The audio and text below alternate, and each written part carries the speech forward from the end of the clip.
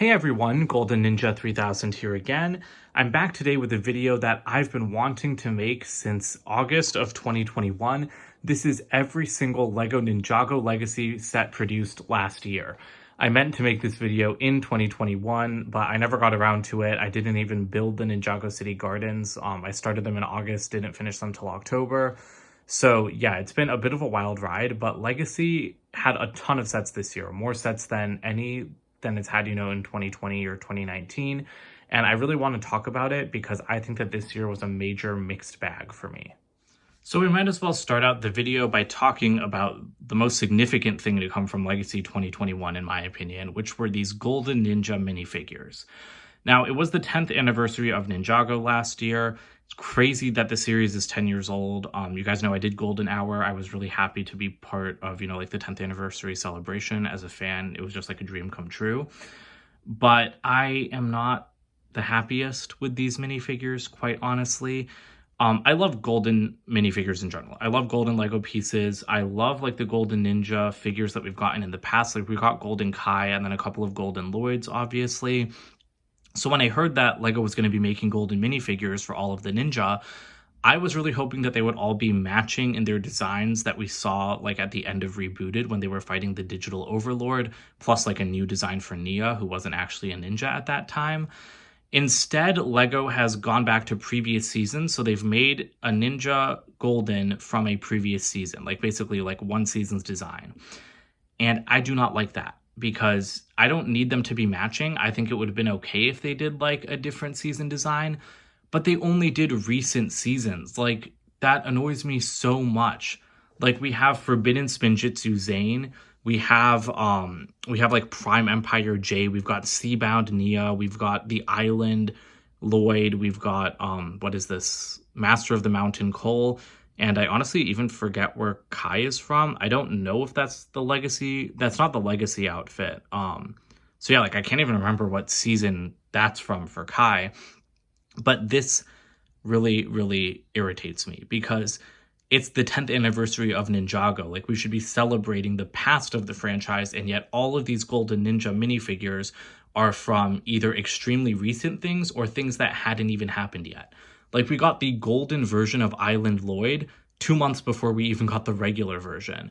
And we got Seabound Nia, like, the same month that we got sets of her, like, in her regular Seabound outfit.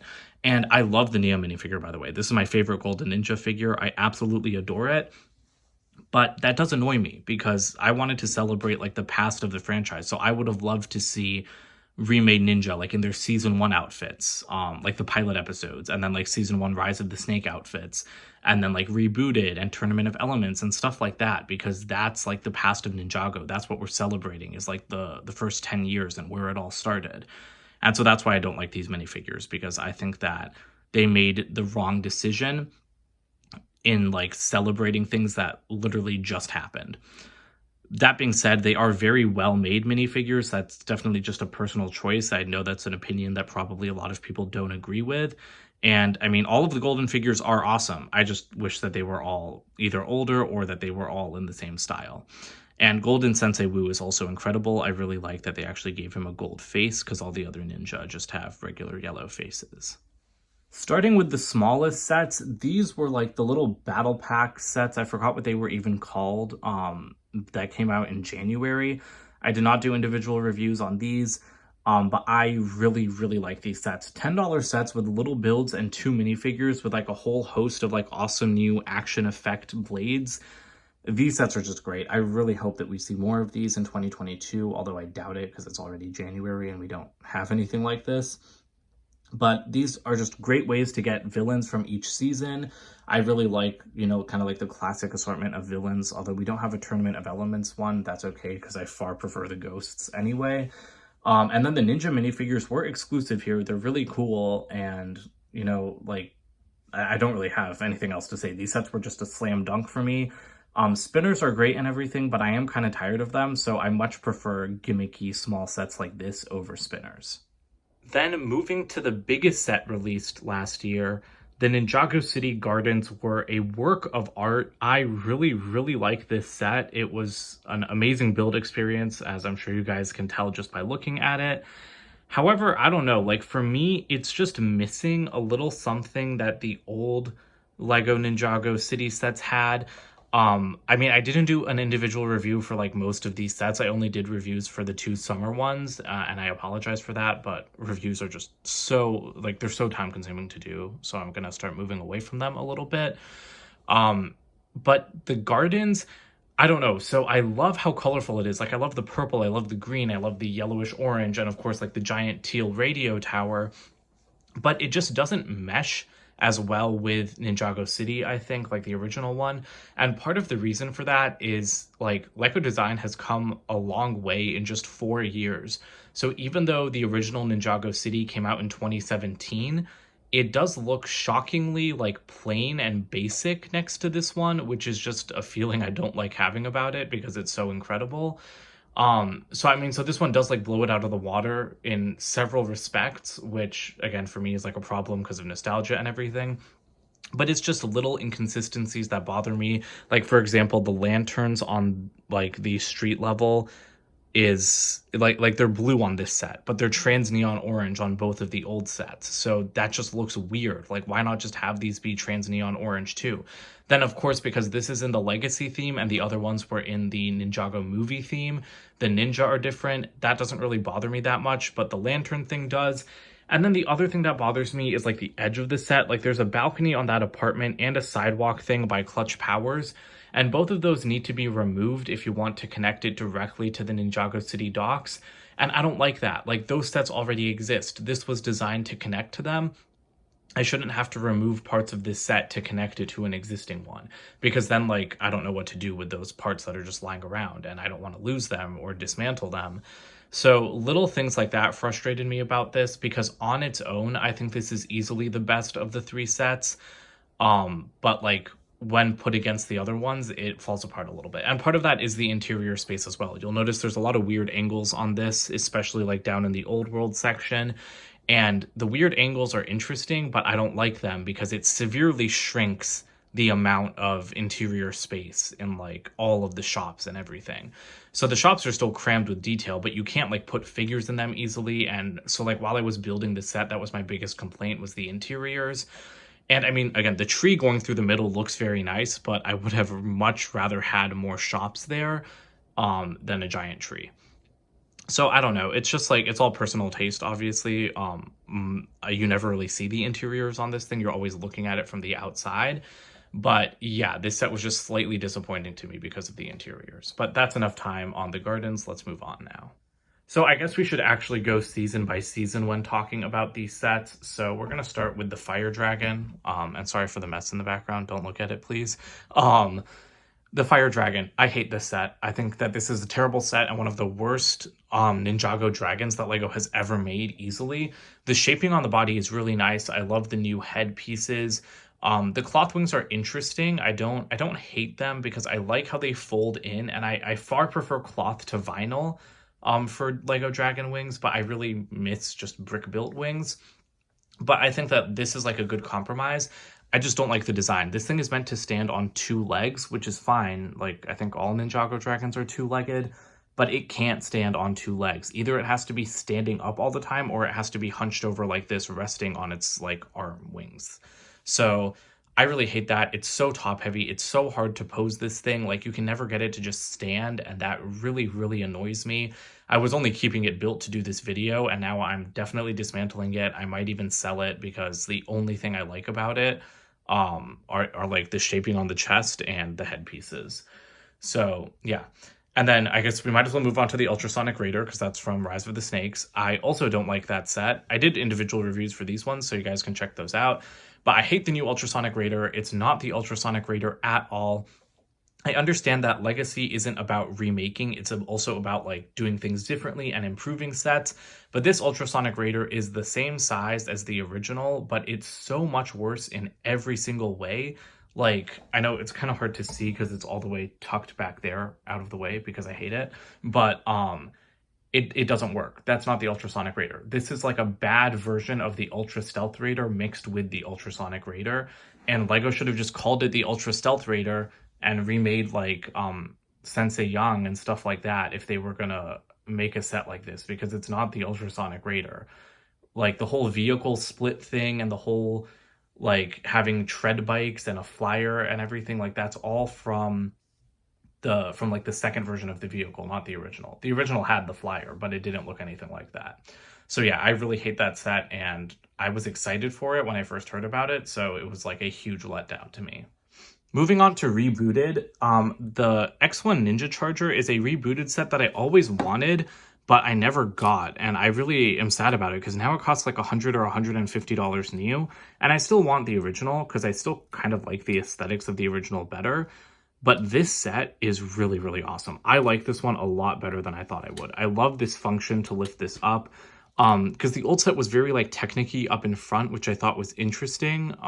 But I like how LEGO's just done it with regular system pieces, but it's got like this whole Technic like interior structure. I also just really like the shaping and the look of the car in general. Like, forget about the feature and like the ejectable like bike and everything. Like, I just like the way the car looks. And so yeah, so that really surprised me because I didn't think I would like it as much as I do. And honestly, out of all of these sets, this might be one of the only ones that I keep built, but I also don't have a lot of space, so maybe I'll have to dismantle it anyway. I also love the Ninjroids, so getting 2 Ninjroid figures with hoods in this set was great. Then, as for the Tournament of Elements sets, I think that this set was easily the best one, except for the Gardens, of course, from this entire year, because this set is just amazing. Like, you get so many minifigures. You got 7 minifigures in a $30 set, and on top of that, the build is actually a decent size for $30. It is like a little bit small, of course, like you've got a lot of open space, but like the finished product is a decent size. We get 3 new Elemental Masters that we've never gotten before. Kai and Jay with their like awesome jungle hair pieces. Or sorry, no, those aren't the jungle hair pieces because they don't have the bandanas, but just it's nice to get them with their hair. We got an Anachondrite Cultist, and then we got Golden Lloyd. So I really like this set. For the price, considering like the build, the figures, and everything, it's just outstanding in the Legacy wave. So I really want to see more stuff like that for the summer 2022 Legacy sets, because I think we are supposed to get some, but I don't remember exactly. Then the Boulder Blaster. This is really interesting to me because I didn't own the original Boulder Blaster, and I never wanted to. I never liked the look of it. I never really cared about it. I was interested in like the whole rapid fire thing it had going on at the front, but I was never interested enough to even consider buying it. So I was very shocked that this is like the set that I was most excited for from the January wave, besides the Tournament of Elements one. So this one, first of all, love the new cockpit mold. That is fantastic. And I loved how LEGO reused it during the summer with the Seabound sets. But I really like the look of this vehicle now. Now that it's been upgraded, now that it's bigger, I really like Cole's aesthetic in general. I've always liked his vehicles, especially, you know, from this time period when he was more like sand green and black and less orange, because I don't like the orange as much. Yeah, this set is just like outstanding to me. I really like it. I think the feature works very well, and I really love this set. The only thing is that this set's kind of big. Which is good. Like, I think this is a very good size set for $40. Like, I honestly feel like this could have been a $50 set. But it's just kind of big in an awkward shape. So unfortunately, I think I will have to dismantle it, which will make me sad, but I'll do what I must. And then finally, all the way at the back, we've got Zanes Titan Mech Battle. This is a set that I owned the original version of. However, I ended up selling it, which I do kind of regret because that like evil Samurai X Mech was really, really cool. And I was also not happy about this set when it was announced because it's like the same price as the original set, but only for Zane's Mech. And I mean, this is symptomatic of a much larger problem with Ninjago Legacy. There's nothing for villains in any of these sets ever. It's all about the heroes. And that's great. I love getting like hero vehicles and hero dragons and hero mechs. But they called this set Zane's Titan Mech Battle, and it's this gigantic mech against 2 ghosts. Like, this doesn't seem to offer a lot of play value in my opinion, and that's why I really didn't like the set, because if you're gonna make a mech this big and improved with nothing to fight against, it just seems kind of useless. So I do want to make a separate video about this, but Legacy really needs to step up its villains. We've gotten 1 villain-based set in like 3 or 4 years of this theme running, the Overlord Dragon. Oh, which, by the way, I completely forgot that the Overlord Dragon came out in 2021 and it's supposed to be included in this video. Totally blanked on that, but it's dismantled right now, so sorry about that. I'll try to rebuild it and put it in at the end. But yeah, so I really like that we got that set, but we need more villain stuff. So I also did a separate review on the Overlord Dragon that you guys can check out if you want. But anyway, so back to Zane's mech. This really surprised me because I like it a lot more than I thought I would. I still don't like that it has nothing to fight against, but to me, this is just an example of another amazing mech from LEGO. LEGO makes so many robots. So many, and I get so sick of them. There have been multiple occasions in the last couple of years when I've been building a mech and I just get so tired because it's the same stuff over and over again. Like when I'm working on the legs, I get bored and I'm like, I don't want to finish building this. And so I felt that again when I was building this set, but I'm really, really happy with how it turned out. So I love that. I love that LEGO keeps finding ways to make mechs like bigger and better. And this one is really awesome. Like, did not mean to shoot myself, but I don't think I'm going to dismantle this yet either because this is an awesome set. It looks great on display. I bet it would be great for play if you had anything to play with it. But yeah, so this is another set that actually blew me out of the water and really surprised me. And it's nice being surprised because I feel like I've really hated some of the Legacy sets this year. And here we go. I did go ahead and rebuild the Overlord Dragon because I'm sorry for what I said about the Tournament of Elements set. This one is my favorite Legacy set other than the Gardens. Just an incredible deal for $30. The perfect build. I've wanted something like this for years. And this is what I want from Ninjago Dragons. A well-detailed set with good minifigures, great articulation, a molded dragon head, perfect pieces, love those, and brick-built wings. I far prefer these blade-style wings to the cloth or vinyl styles on newer dragons, and I do really prefer the molded heads over brick-built ones. So that does it then for this video. I hope you guys enjoyed seeing all of the 2021 Ninjago Legacy sets together, minus the junior sets. Forgot to say that at the start of the video, but I don't typically buy the junior sets. I did buy one this year, but I haven't built it yet. And I think most people just care about the regular sets because the juniors ones might have some cool pieces, but they never have exclusive minifigures. So I hope you guys like seeing these sets all together. I think altogether this is about like 200, like 300, 600-ish dollars worth of stuff, maybe a little bit more, just off the top of my head. So I do think that the wave was great this year. I love everything that we got. We really got a nice mix. I will say that even though I don't like some of these sets, we got a very nice mix from across like the first 5 seasons of LEGO Ninjago. So I really hope that you guys liked the Legacy Wave in 2021. I am hoping for better ones in 2022. We didn't have any sets in January, so it seems like LEGO's taking it a little bit easier, which I think is a good idea.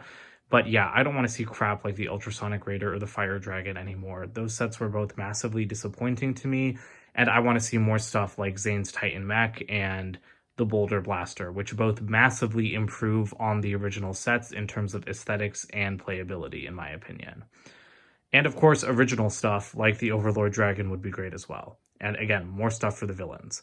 So that about does it for today. Don't forget to comment, like, and subscribe, and check out my website, goldenninja3000.com, and I'll see you guys with more videos soon. Bye for now.